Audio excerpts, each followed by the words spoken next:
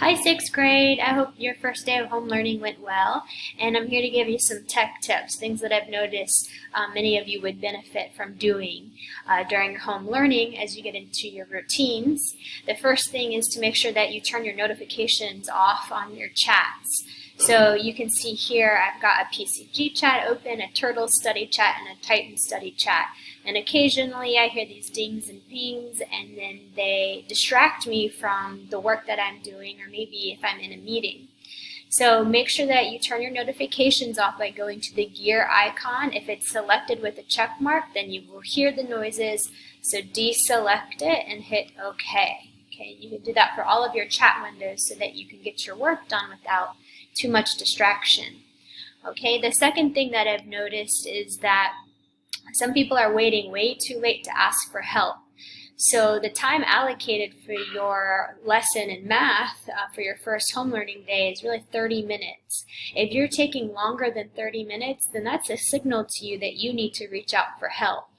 Okay, now you can reach out for help in those GChat windows or the Hangout windows that I just showed you, or just message me privately, and then I will give you a link to a Google Meeting room where we can look at each other's screens and figure out what you might be having difficulty with, whether it's a tech issue or whether it has to do with the lesson.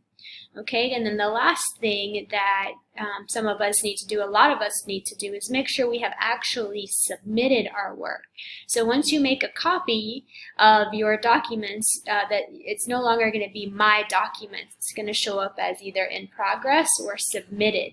So double check that you have actually submitted your lesson, and I can see here that Josh has, because if he wanted to get it back and make some changes, I would have to unsubmit it to send it back to Josh if he wanted to make any changes.